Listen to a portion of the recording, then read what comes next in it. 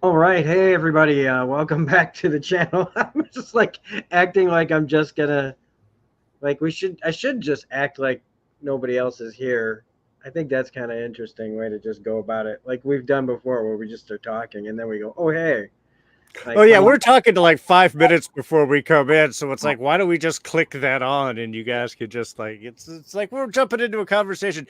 You're walking in the door like, hey guys, what's up? And then yeah, we get to have this big fun chat. yeah, the trailers. If like if you're cool with walking in to like like in the middle of trailers and people things are already happening, and you sit down and you just go, "Okay, take a second, figure out where you are." You're here at Smirking Gun. This is week 3 of the Penguin reviews that I'm surprised I'm doing, but now that we're in it, I'm glad we're doing it. It is an amazing show. And with me again is Darren Jakes from D's Reviews. I thank you again for being here, as Oh, always. I am excited to be here and chat about this. And look, Rob, you have gone all out with your setup this week. Looking looking stylish here, looking good. Well, I remember when we were talking about penguins, you were talking about the Arkham one. So I put the Arkham one over by you, and I got the classic umbrella guy over next to me that I'm more familiar with. So I just thought it was cool. Again, I'm learning new stuff all the time. Like it's honestly so easy once you get like past certain things. Like I remember thinking that your scene of the week thing Oh yeah. was like magic. It might as well have been Harry Potter to me at the time because it was just like, oh my god, I'll never know how to do anything like that. That is like you literally just created words out of nowhere. And now that I've done it a little bit, I'm just like, wow, that was a lot simpler than it looks, but it looks cool to like somebody who does like I don't know. Hey, a good editing program will allow you to do magical things if you dive into one. So, yeah, no, that's the old Sony Vegas editing suite there was what I was using. A very easy hands-on editing program. Don't even know if they're still doing stuff these days, but who cares about that? Let's talk about the Penguin. Yeah, so this week it's episode 3. It's called Bliss. Uh if anybody's like sitting around waiting for the decline or whatever, it's like or for it to plateau, so far we're not there. I mean, we're not even halfway through. I was a little concerned about like where episode 4, could go after Craig Zobel stops directing these episodes. But like seeing where we're going next week, I'm already like, it's fine. It's gonna be fine. It doesn't matter. Like, but I hate that this is kind of like how we are. Like every episode, we're like, is this gonna be where they let us down? Hey, we've been hurt, I know, but you it's like, know. I Yeah, guess it's that's what happens when you hurt us, and now we're like, oh, oh, it's actually getting better. Oh, it's still really good. until all of a Oh, sudden oh. it's kind of like the relationships that you have in shows like this, where it's like you're just getting beat on, and then they go, no, no, no, no, no. Here's the penguin, and you go, oh, okay, it's okay. Everything's all right. I don't care that you've just been smacking me around, smacking me around. You gave me the penguin. It's fine.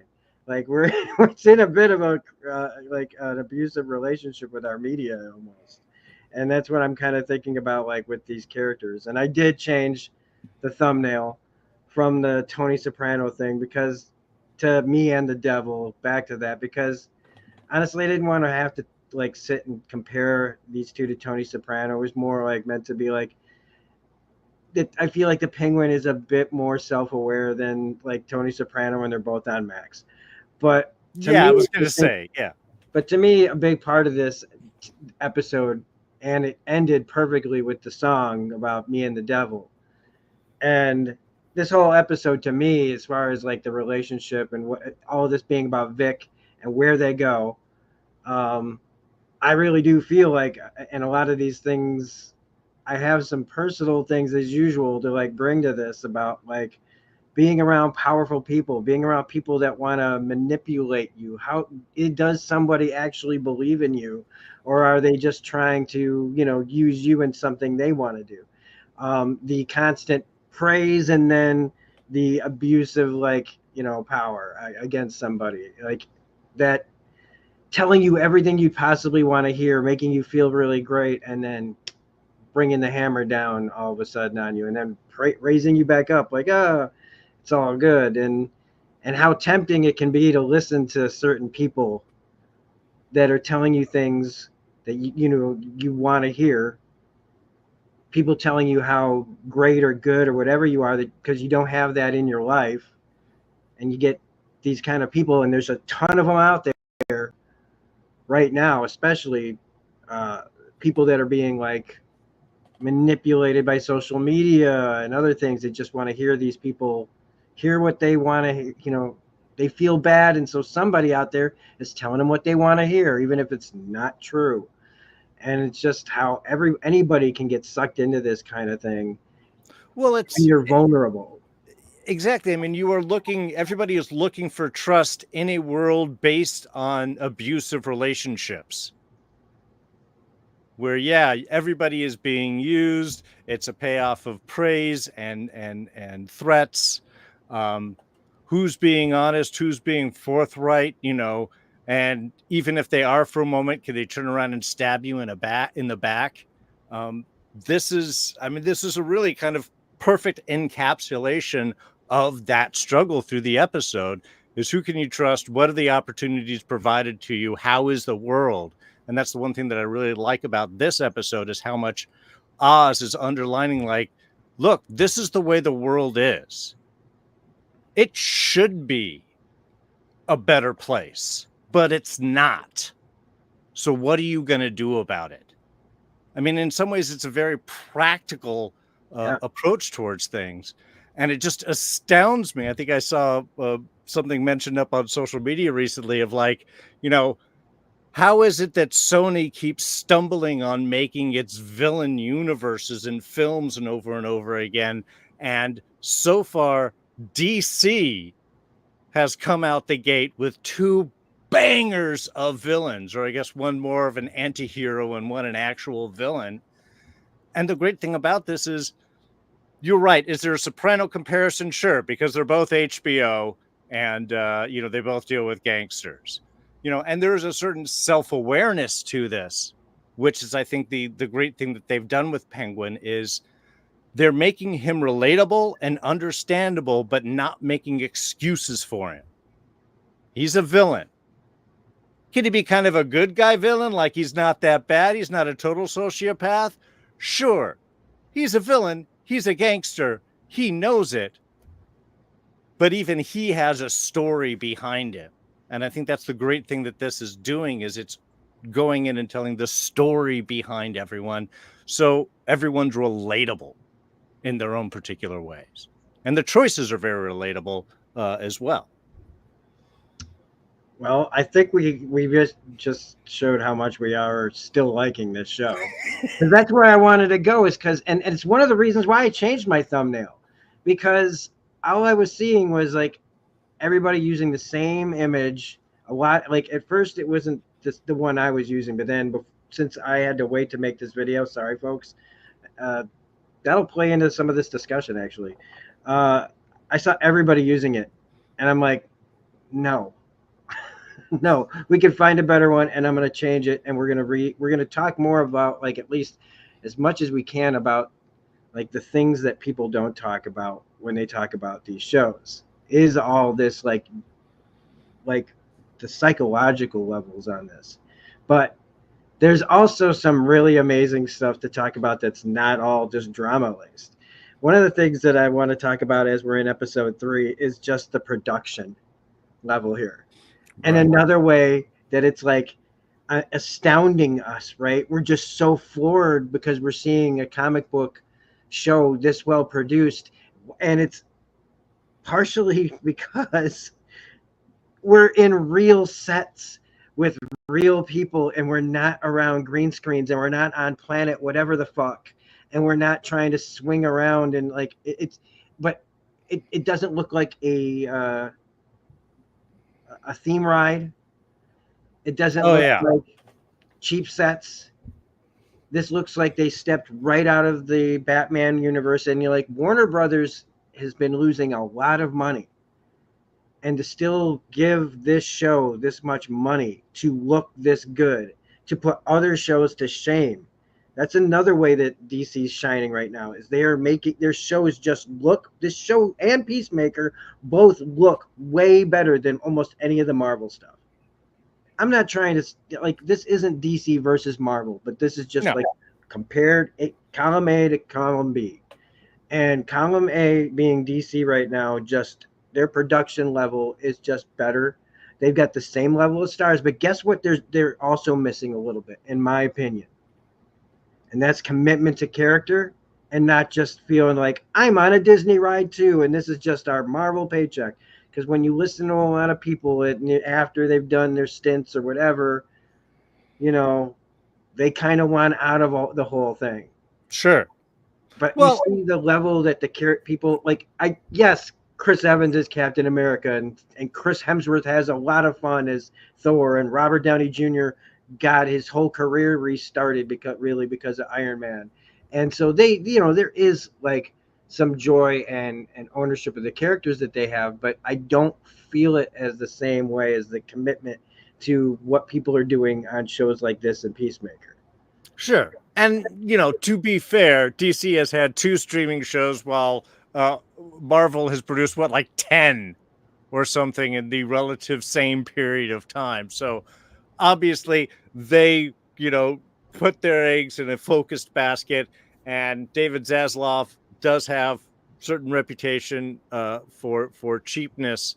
But I think the way that the Batman performed, the way that Matt Reeves was visioned, and the way they probably pitched this story, they got them to go ahead, and they are turning out the type of show that you then want to advertise for. This is the big thing that we have, and that's actually getting attention and getting praise and getting a particular notice. I think that Disney has kind of lost out. Now, I'm hoping that with Disney's change around, or Marvel's change around, it's hard to really put them in a separate box at this particular moment. I'm hoping that they straighten up what was working for the Marvel universe, even though it's different from what this DC is. There was still a real vision of the stories that were being told, and lately it's been like, it's always like the middle run of any comic. The beginning starts off with all the big name artists and big name writers, and then like 13, 20 issues in, it's just going to the jobbers that are just turning out like basic storylines and like, let's just keep it all going. And we're just in that stage. We're in the jobber stage of Marvel production. So hopefully they'll reapproach, because man, this is the stuff that we want to see. This is it just respects the material.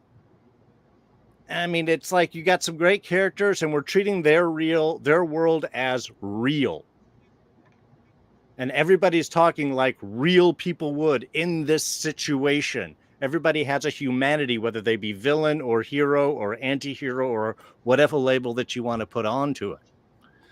Yeah, when somebody steps up in a scene and they cut to that person, and whether or not they talk or even just give like a look, you feel like that person is fully realized somehow in this show. Almost everybody in here, it just comes right off as so authentic and genuine.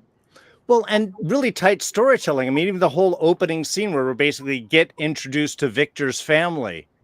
Yep. In this short little bit before the title card even comes up, we get to meet the family. They feel great. The colors are all super warm around them. It feels inviting. It's all this one thing. You get to see the little bit of relation issues. The kid wants to aim for a little bit more than dad has. Dad's appreciative of what he's got, but he's worried about the gangster life. And, I want you to stay away from this. We get all of this conflict set up immediately. Then we get up on the roof in this beautiful shot looking down on his apartment. Right. It's beautifully done. And the way that they mix in the, between the first explosion starting out and their reactions, and when it goes to the quiet when they get that vibrating of Yeah. the things. It's I was really, there with them. oh yeah, and the fact that they did it all quite again. This is your effects shot right here, your Yeah. big effects shot for the show.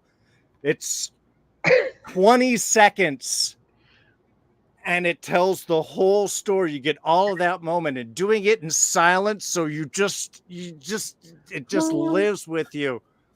Beautiful way to set up everything where Victor's coming from, his conflict, and how he's going to be dealing with what the issues in this episode bring up. It's a perfect little start. And they do that in every scene. They really establish this is where we are, this is our conflict, and this is what our goals are.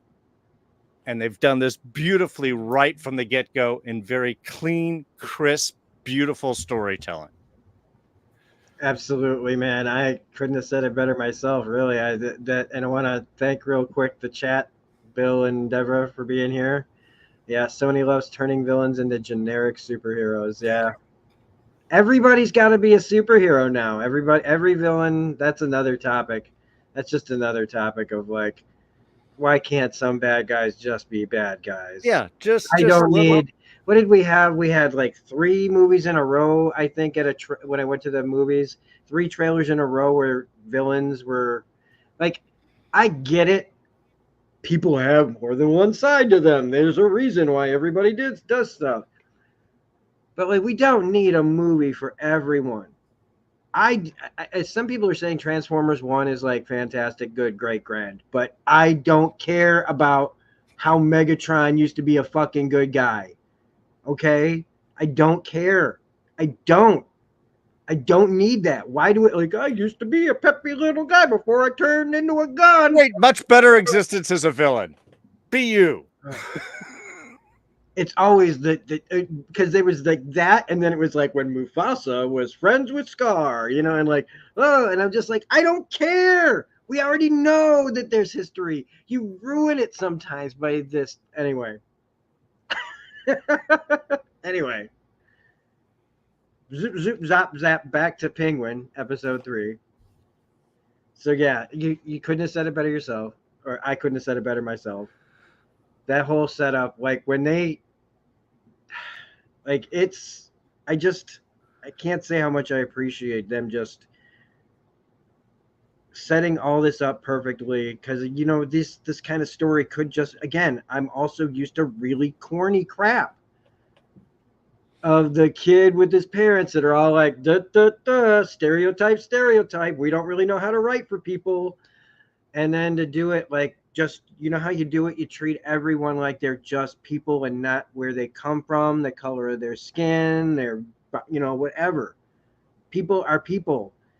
And they talk like everybody has regular conversations, no matter what, culture you come from. Not everything has like a flavor to it that people have to like exploit for like, the audience. And so they do that here, and they did it like for the Spider-Verse movies too. And it's the same here. And then like getting just enough of the conflict and where things were and why it's even more devastating is like all these things were happening. It did stop, like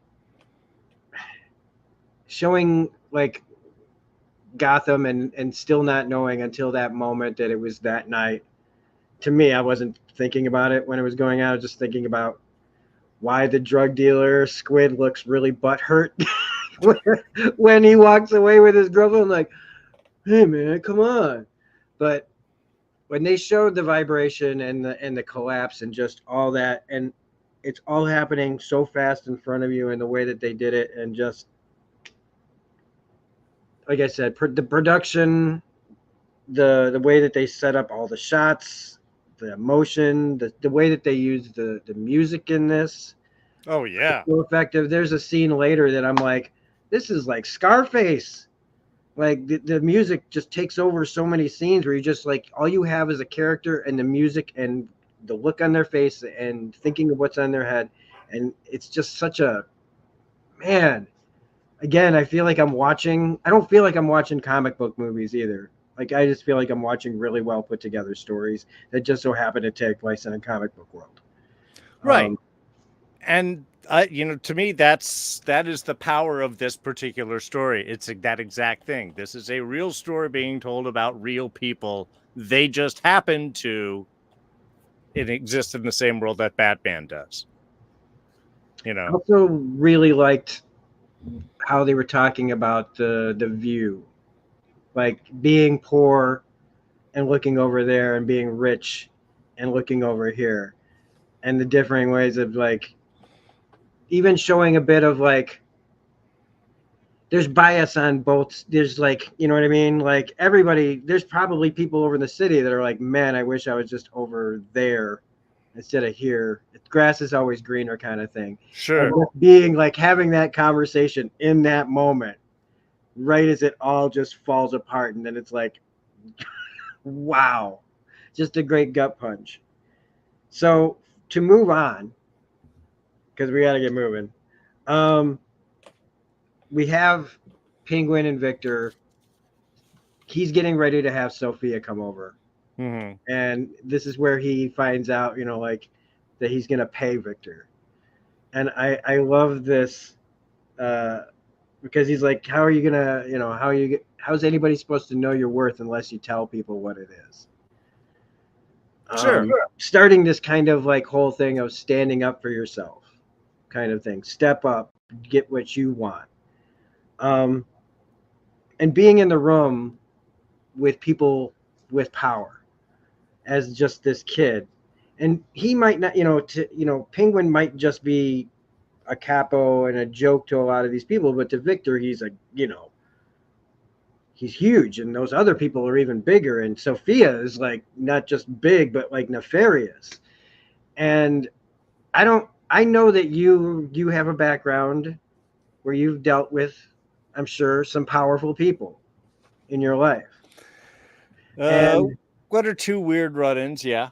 And I strangely enough, like there's one thing where you always have a boss, and then the boss's boss, and then the owners, and you just kind of they come and they go or whatever. But now, like for me, I don't know if anybody's ever had to deal with a millionaire on a daily basis, but I've been having to deal with a millionaire on a daily basis. I'm sorry. And they are not like, it is when you're in the room with people with power that sit you down in front of a desk all the time now.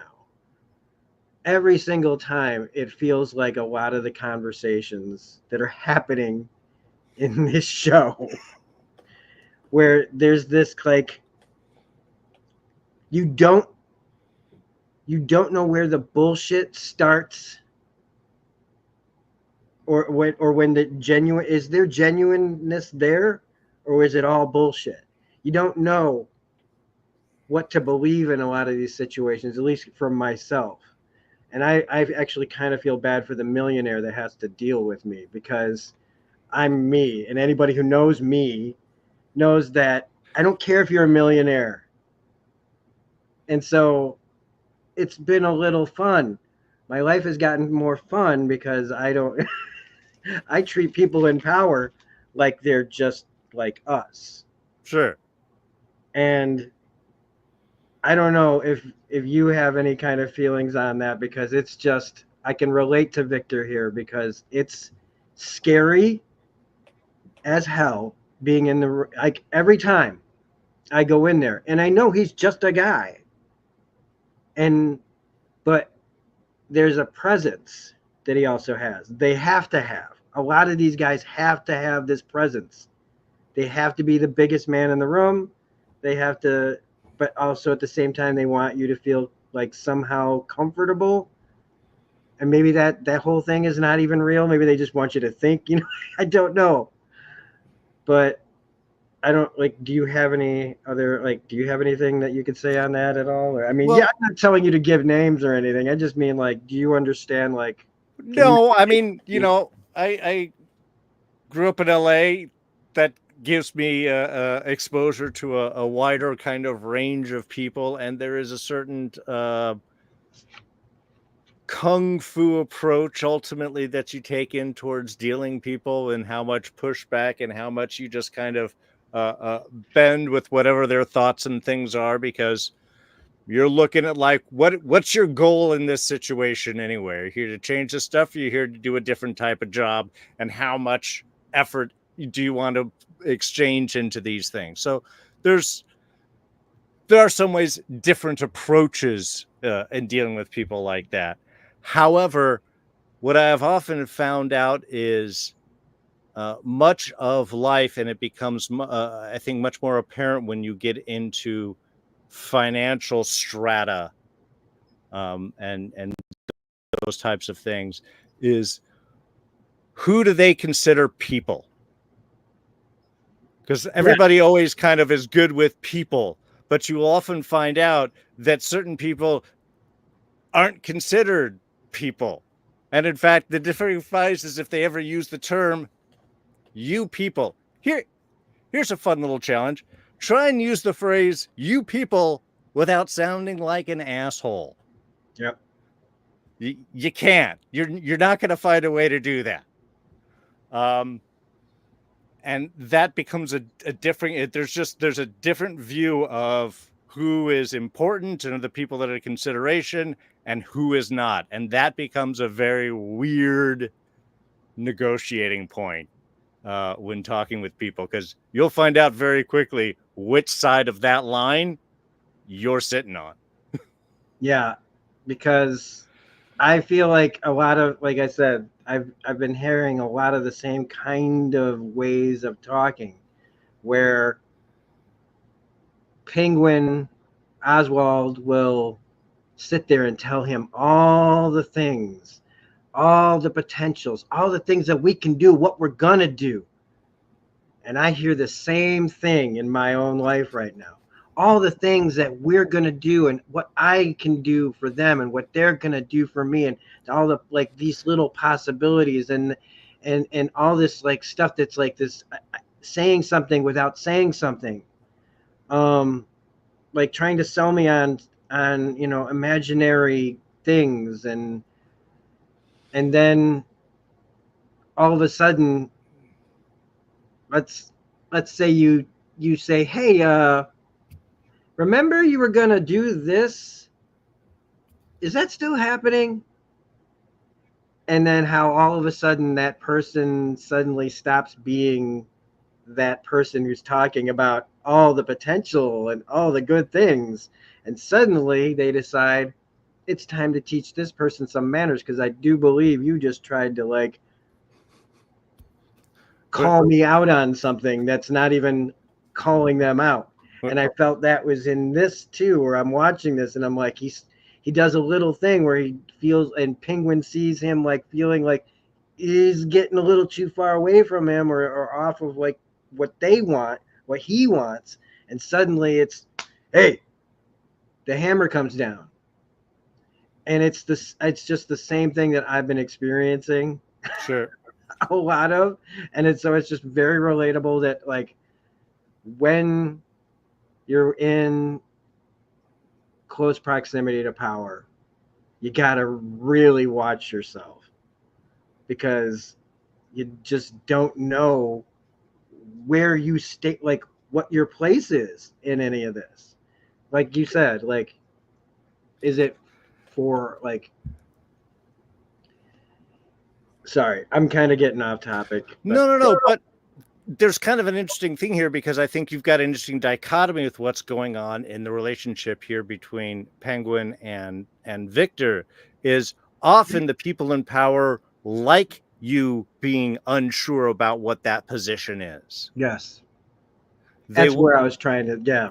Their power is from your unsteadiness. Are you comfortable? Are you uncomfortable? I could turn at any moment, and thus you are ready to respond to my needs, because you will always be wanting and craving my attention and my approval. Yeah. Penguin is interesting in this because he's actually in many ways being very honest with Victor, even though he's being very straight. Yeah, you pushed a little big. Haha, 2,000. Yeah, that's great. Good for you. But no. Yeah. shuts him down. He's just like, this is where you are. He even starts the episode out, which is an interesting bit for what we find later on, is he's talking about, oh, the thing with the jewels, that's ancient history now. We're here to put it back. You cleared that up. For him, is like, that past, that stuff is done. This is all bonding stuff with me. You saved my life, and then you fucked up, and then we found it was okay because you turned it around, and we're getting our stuff together. So yeah, there's a similarity that Penguin sees with Victor, and it just kind of grows in with this. It's great how their relationship kind of expands through all of this, because he's trying to, like, Penguin was Sophia's driver. Now Victor is Penguin's driver. We've got this continuation. Someone else can be lifted up. This is how it starts. I'll show you how to do the right thing because you get ambition and we're working together. That's Penguin's idea, but Victor still is in the shit. What am I doing here right now? And am I safe? And that's the great conflict between the two of them throughout this episode. Yeah, because you just can't turn your back on this guy, no matter how many ways he's smiling at you. He's that you just, like, I've always thought of him as, like, there's genuineness, but you also know that he's a psycho.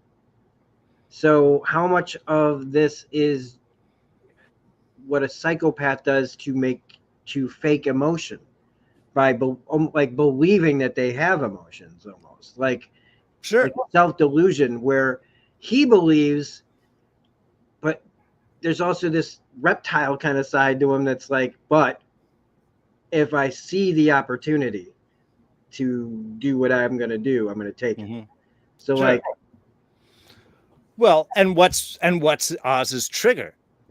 His trigger is being disrespected. Yeah. Every time we see this, Sophia constantly pushes that back on Penguin throughout this whole episode. This is my job and you work for me.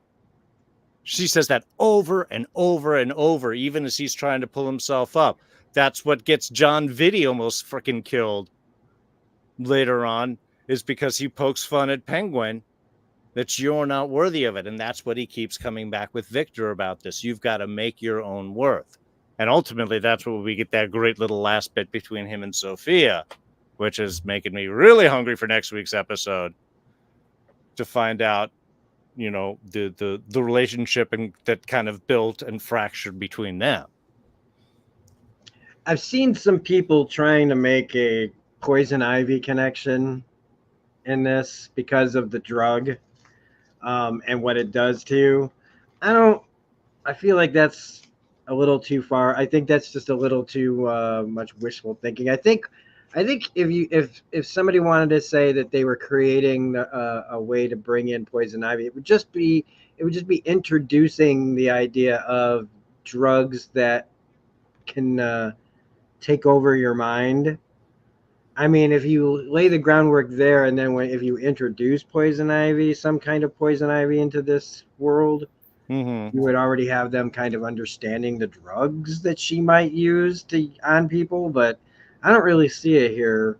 Well, what happens with us all the time, Rob, when we start predicting where things are going in so many of our past shows? We make something so much more complicated than it ends up being. All they need is this drug. It started from Arkham. This is where she gets to it. Maybe it has some additional effects that she hasn't released, but it's going to be whatever is going to help her out. I think this is a much more straightforward kind of story that's using these little hints and elements, as opposed to, you know, being nearly halfway through and then worry about creating some whole Poison Ivy thing out of the side. No. It'd be the same thing if, like, the drug made people, like, angry. They'd be like, oh, they're introducing Venom. That means Bane. You know, like, it's just reaching. We'd all do it, but this show isn't that kind of show, I don't think. I think anything that they give us is intentional and not subtle.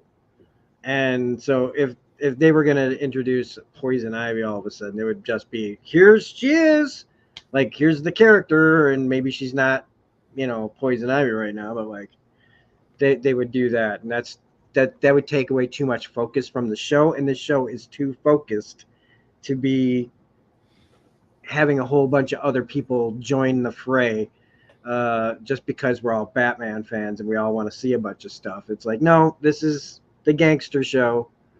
Yeah, and I think the show's much too smart to want to be sidetracked by anything about this. This is all about making yourself opportunity, trust building, having the ambition. This is all very gangster specific. Poison Ivy is as a whole that would be its own whole other show. The way that they're doing things on this. I mean, maybe Harvey Dent would make sense at some point, but that's, you know, it would just be meeting Harvey Dent, not Two-Face.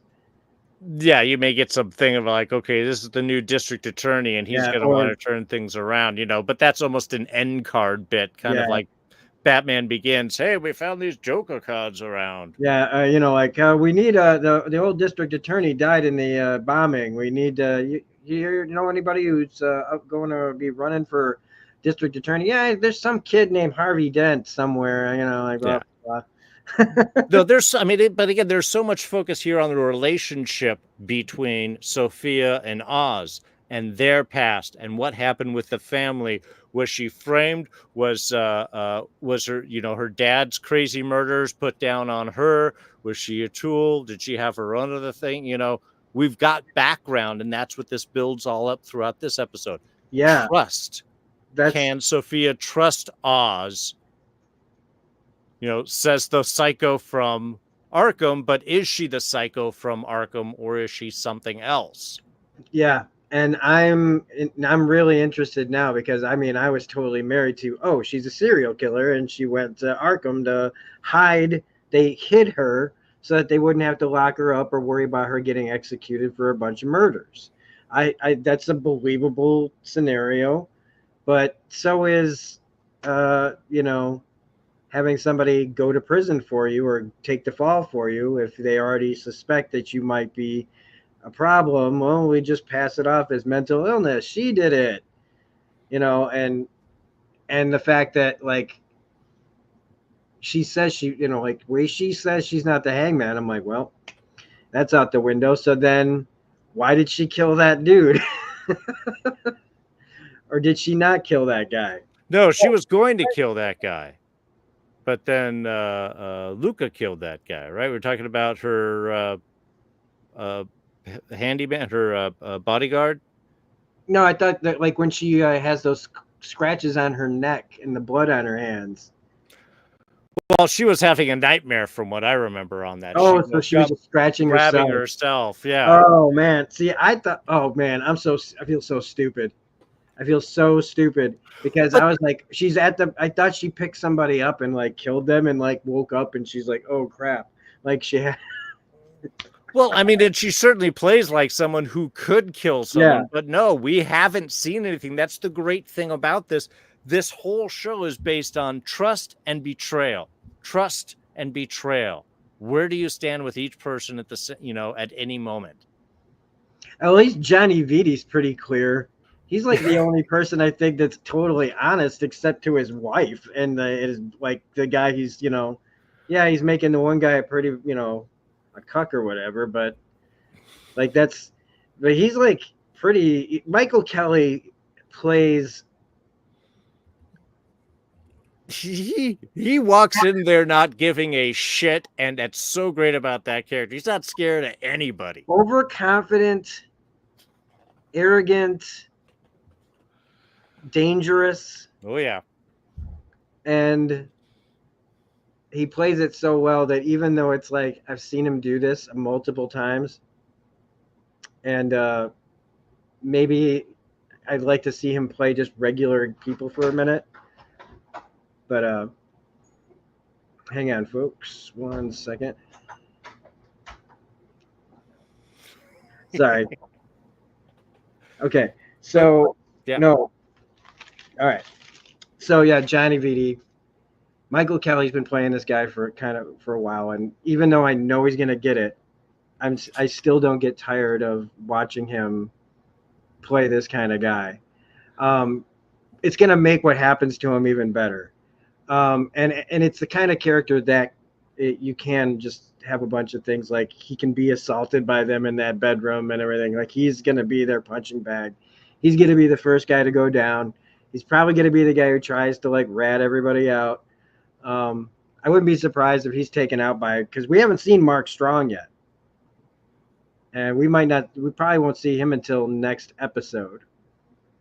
But Michael Kelly, when he tells her, like, you know, either you take this plane or that's where I tell people you went. Oh, I know. Like honestly, yeah, that's a hardcore thing to say. But at the same time, I'm like, boy, is that some confidence of like, you're just going to take her out? Like you're telling her you're going to take her out? Should you really be saying that to the person that's not all right in the head? But then she's dismissed, and that's what's bonding her and Oz so much here, is because nobody takes either of them seriously. They're a joke. The outcast. Everybody else. And yeah, they should be, because these are probably the two most dangerous people, because they're the ones that want it the most. Once you're dismissed and put to that side, you're even more dangerous, because you got to fight for every little bit that you get. And again, that's their great little bonding bit here, which is what Oz is trying to build on top of. But Sophia's still like, yeah, but didn't you stab me in the back? Well, I mean, here's the thing about like what happened to her, right? Is they had it all set up. They put her away. I don't know. Maybe I'm splitting hairs here, but it's like, does that mean she considers everyone that didn't do something like betraying her? Basically. Well, I mean, we will find out more. I think next week's episode gives us this whole history of what happened with Sophia. So, I mean, we could do kind of a brief little speculation here, but it's basically, I guess it's like, well, he got the club, so that feels like betrayal. Or did he play a more personal role? Because it kind of sounds like that's what they're leading it towards, that if she needed a friend and he didn't stand up for her because he didn't want to have any attention on himself.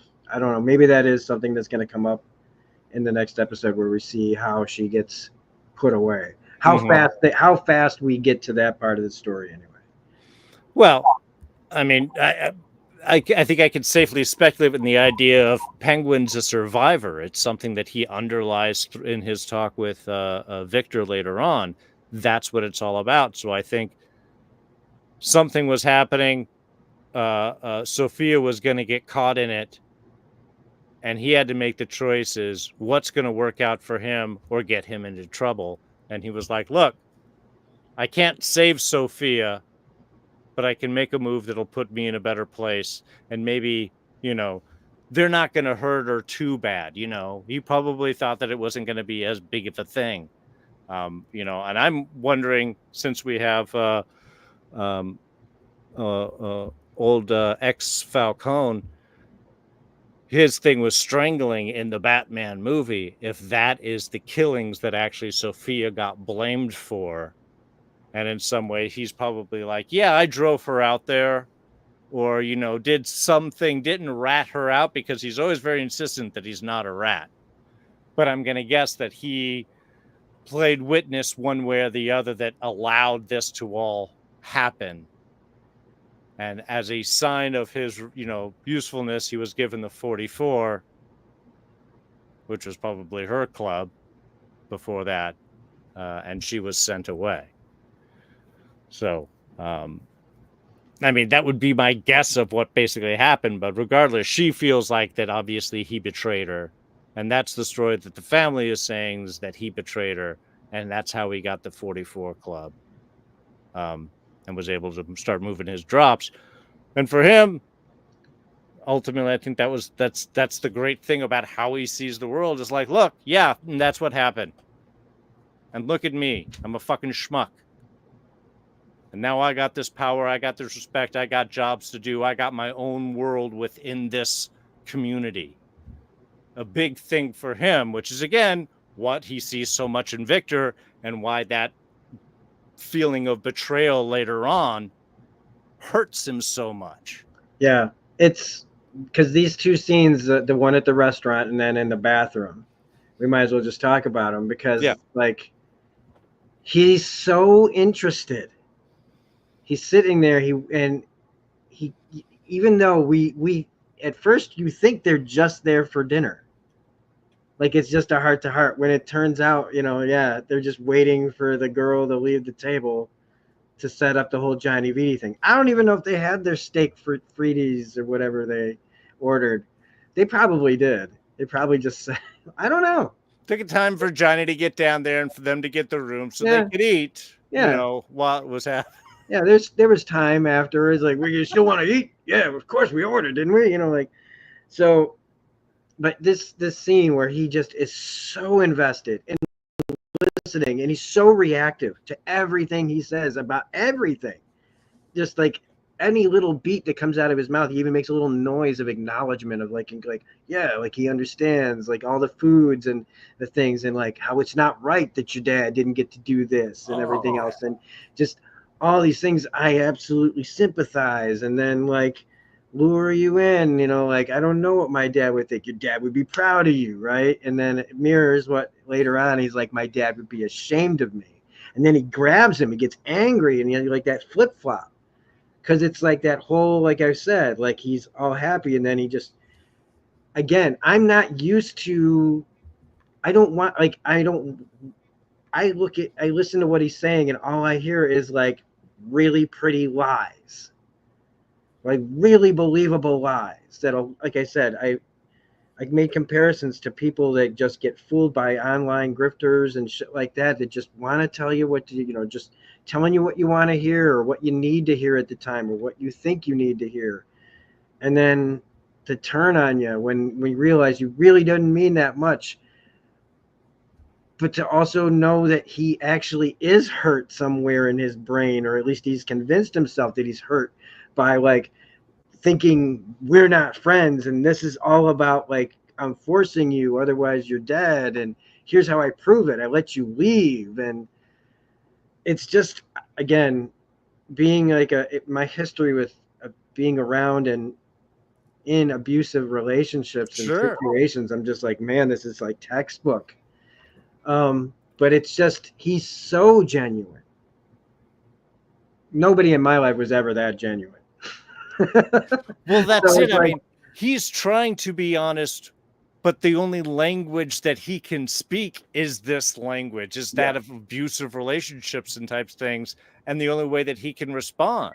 And it's the only way that someone like him also probably can, one of the only ways he can get people to trust him is to care about things that he probably doesn't normally care about. How does he get contacts? How does he, the way he talks his way into things, out of things, builds relationships, build contacts with people that normally wouldn't want anything to do with him. Like, he does that with everyone. So like when he's saying these things, I don't believe a word he's saying until he's in that bathroom having this moment where he turns it on, or like when he's talking to Sophia outside of the club and he's tearing up and he's sniffling and he looks like genuinely like Colin Farrell. Oh, I know. Jeez. I see. I can see the eyes, but that's all I see is Colin's eyes on. It's like, man, that guy's got the penguin looks a lot like Colin Farrell in the eyes, like it's when he's like I mentioned the Scarface thing, when he's like sitting at the bar and they're just blasting that music and he's just looking and he's just kind of takes a sip of his drink and it's just, it says so much without doing anything. And it's just him looking, and it's like right after Vic left and he let him go and he's just like thinking, like, you just, we do this all the time, but like, please give this man the Emmy now. I know. Look, I'm sure there's going to be a bunch of other shows that come out and I'm going to be like, wow, that guy's good in it too. And blah, blah, blah. And just gotta, and I know this is a comic book show, but give it to him, man, because it's not just the makeup. Like, have him and Anthony Starr battle it out. Like okay, and when everybody else can watch. when he gets close to Vic in the bathroom and you can hear the clip clop of the shoe as he gets closer, the penguin clip clop, and you know he did that as a choice. That wasn't them trying to make the sound effects or anything. They picked up him doing it, and it's just, if this is again, and I guess one of the reasons why I originally had James Gandolfini in the thumbnail was this is like James Gandolfini shit. This is Tony Soprano level. Like this is like it used to be on Sunday nights, man, where you tune in for the like powerful performance of a really good actor pretending to be a gangster, and it's just like it's been since 2006. Yeah. It's been since I did the math there.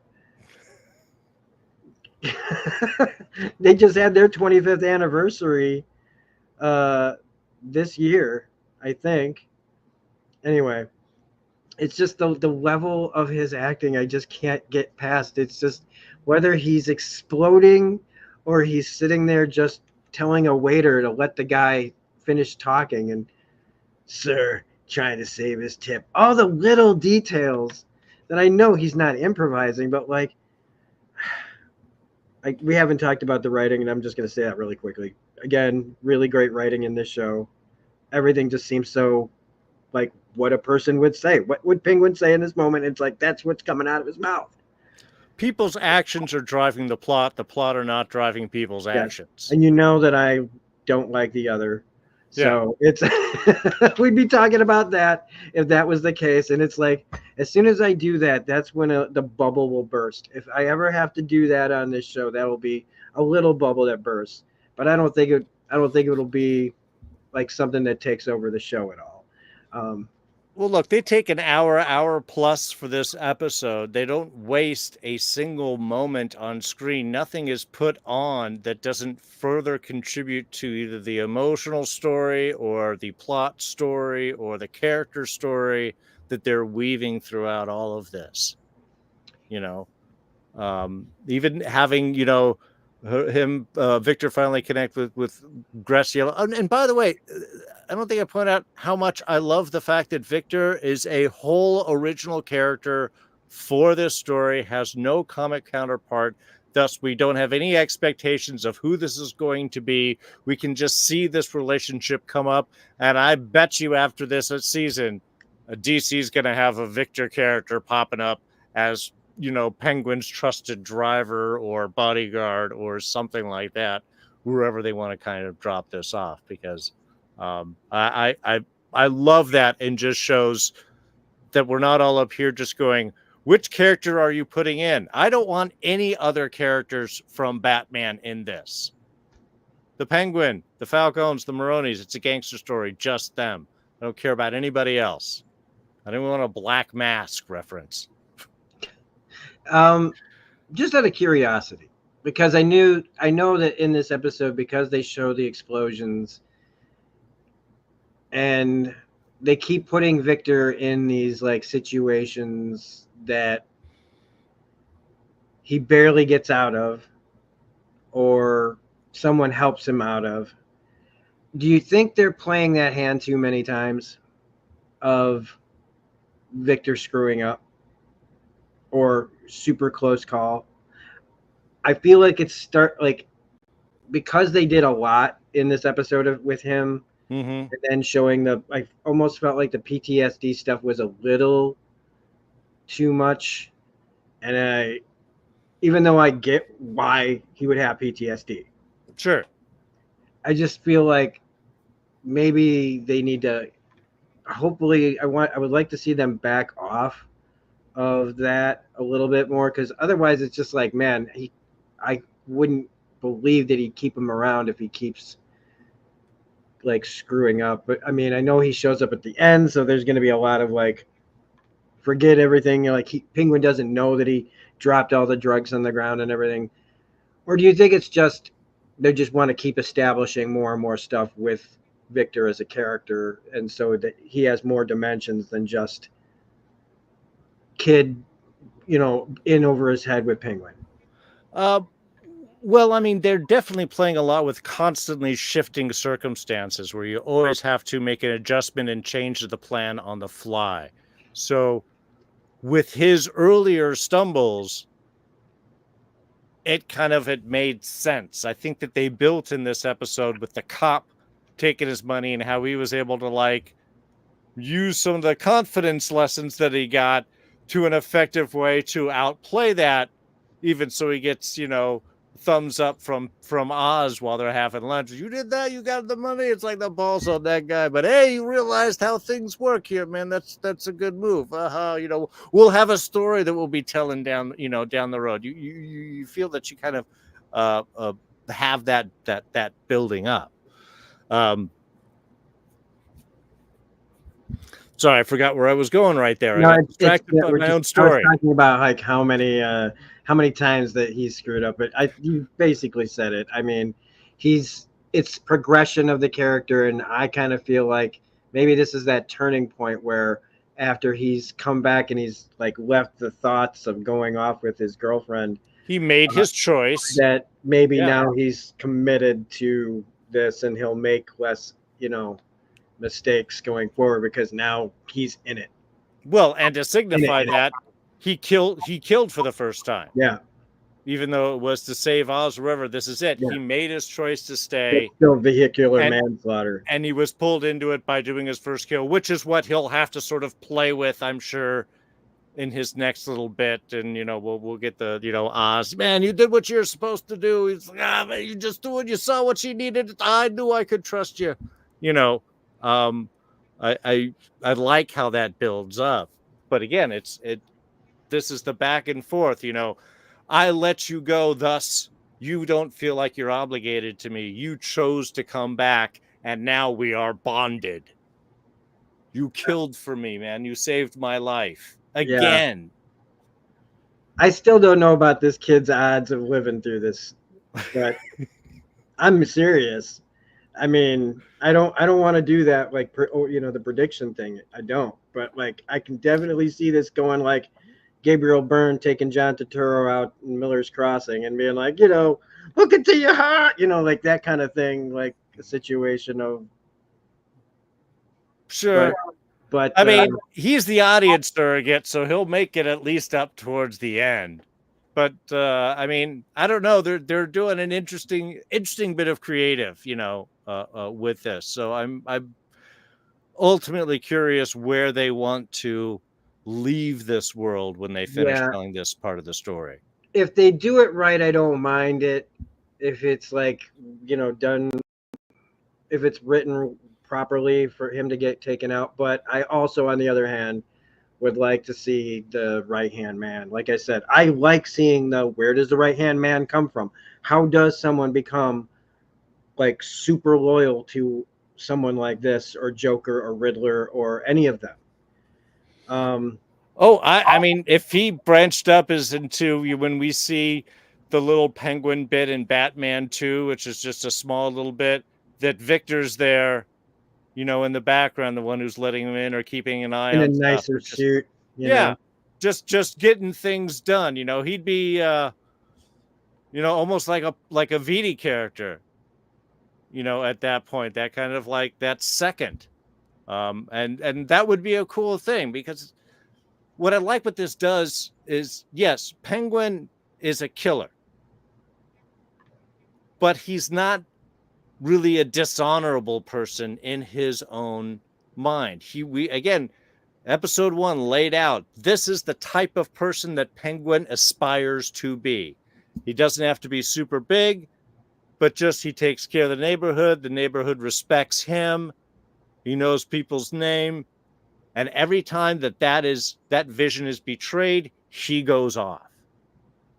So I think he's being very honest and direct with Victor, and that's what Victor has to learn in a way to trust, is like, look, this guy might even sacrifice to save my life if we do a big back and forth onto things. If ultimately the way that things go, he's got to go one direction. Yeah, but he's also constantly underlying that that's what life is, kid. and you just got to do the best you can. And he's hoping that he's got a little team around him that actually wants to be there with him. And I think if Victor shows that, and that's what he kind of does by the end of this episode, I think Oz would be there for as long as he could. I think it's interesting that when Avasarala shows up, and yeah, I mean, she flies down, just out of nowhere from space, and we don't hear the conversation. So there's probably going to be a cut where we don't because after all of this goodwill built up between Oz and Sophia over the course of this day to get this deal done. Yeah. For him to leave her, to say, fuck it, leave her. That's a huge, oh man. Because we don't know in what condition she left in. We don't see what happened to anybody. Just them running away, and then there's some gunshots.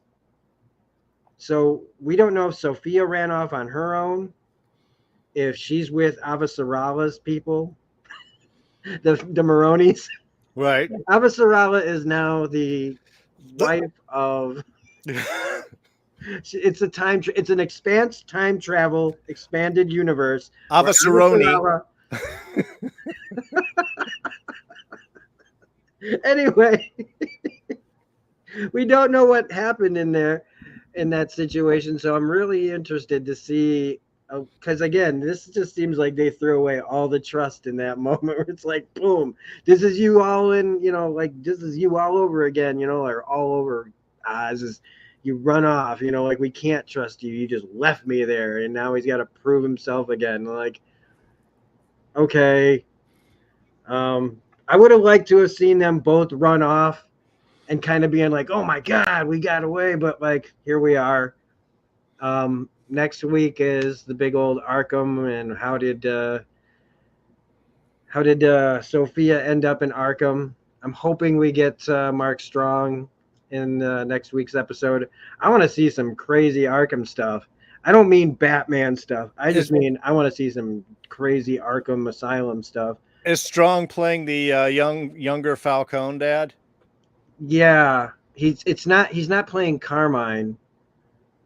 He's playing somebody else, and okay. It escapes me now. There's a bunch of Falcones and Maronis running around. Sure. He might even be no, he's not a Maroni, I don't think. But we got that coming up. The line that the world ain't set up for honest men to succeed. Man. Again, just a very, very right out there statement that. Well, I mean, and it's the do you die with nothing or live, succeed with dishonesty, and we see that all over the world now. Everybody just lying to make money now everywhere, and it's just being honest people. What you feel kind of like a sucker, but it's how do you live with yourself? I don't know. Well, I mean, yeah, we're getting a Sophia story, but I still want a younger Oz story. I want to know what turned him, because you could see he was probably a very hopeful kid that got betrayed at some point. Oh, they made him go. Tell me that they're going to deal with that now, because I don't want a Penguin prequel series. Oh, no, they would have. I mean, there's no reason not to do it now. They're setting up so much of his past, of Sophia's past. There's got to be some explanation of some point where he was a very hopeful kid who believed in the American dream and found out from his own experience. Yeah, but, doing the right thing and aiming for the right stuff and just working hard, that's a sucker's job. And with a busted up foot. Exactly. So, I mean, I think that may give this whole tie up in with, the early Sophia story, because you're right. There's no need to do any extra stuff, but that is the perfect kind of thing that we've got to see with Penguin to give him, again, to fully flesh him out and what he's going for and why we care so much for him, even though, I watched the behind the scenes after the episode, today, real briefly. And even when you have Colin Farrell sitting there, you're just like, why is he talking about the Penguin like he's playing him? That's not the Penguin. The Penguin's this mystery, non-existent guy that only exists in the show. Oh, you know what? I think you're right. Mark Strong is playing Carmine Falcone. Okay, yeah. So- I mean, it would make sense if you're going to bring Mark Strong in. If obviously you're not getting what's his name? Turturro. Turturro, yeah. But wait, John Turturro was Carmine Falcone, right? Yeah. Why couldn't they get John Turturro to play? Maybe they just really wanted a younger guy and they didn't want to do the CGI stuff. Okay. I mean, it's I don't mind. I mean, Mark Strong's a good actor. Okay. So anyway, yeah, in this like mess of whatever, I think we've talked long enough about this. Especially for all of you that like are binge like watching it again, like, and you because we're like tomorrow episode 4 comes out. I know. So we don't have long to have to sit and wait to see what happens next. We should be back at our normal time on Thursday. Like I said, things have been insane at my job. I'm dealing with a millionaire on a daily basis. That's not hyperbolic. That's not a sarcasm. That's not anything. It is. My life is weird, and it's been stressful. So you too may be getting opportunities for your way there, Rob. Yeah. But trust me, I'm definitely in a room with someone who's trying to set up an empire. Actually, before we sign off with this, I did want to point out, I love Oz's room. Oh yeah. I don't know if that's like an old bank vault, because even behind his bed, it's like low, right? It looks like safety deposit boxes all up there. I know that it was like a safe, but I'm wondering if it was an actual like bank vault that is now his bedroom. It just adds so much to his character that he is Scarface. Like, yeah, that's where he sleeps. That's his defensive zone. If he gets attacked, he's got a freaking fortress in his bedroom. That's just smart thinking. Like, if you're gonna be in that world, right? Like, as long as they can't get in, like, can't get into this bank vault, like they can't get me. Like, they keep talking about how he's not smart. They all think he's not smart, and it's just like, man, these guys are that dumb that they can't see. Like, they should have taken him out. Why do you guys keep talking about not taking him out? You should take him out. Absolutely. Yeah. You don't realize the threat that's there. But again, he's not people. Yeah. Oh yeah. And that's why they don't think about him. Yeah, most of us are the decimal points. So anyway, everybody, thanks for watching. Those of you who watch later, thanks Bill and Dev for being in the chat as always. So yeah, hopefully next Thursday at 8-ish o'clock my time, 6-ish o'clock Pacific, 9-ish o'clock on the East Coast. You'll be able to catch episode 4, 5, 6, 7, 8. Me and Dee will be talking about this show on a weekly. Otherwise, you can find me here on YouTube doing game streams where we do Baldur's Gate and a whole bunch of other stuff. Or you can find me on my Twitch channel at Smirking Rob Plays, where I play over there too.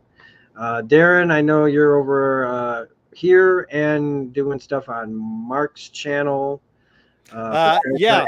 I'm actually going back there Monday night, 6 Pacific, 9 Eastern. We'll be talking about going into another of his top 25 Star Trek episodes of all time. This is a fun one because it really puts the philosophy of the Federation at play. So, yeah, good Enterprise episode. This Monday at 6 o'clock Pacific time over on Enchantment of Eternity. And then, of course, back here for talking more Penguin. Excellent. All right. So have a great day, everybody. And I'll see you on the next video. Bye.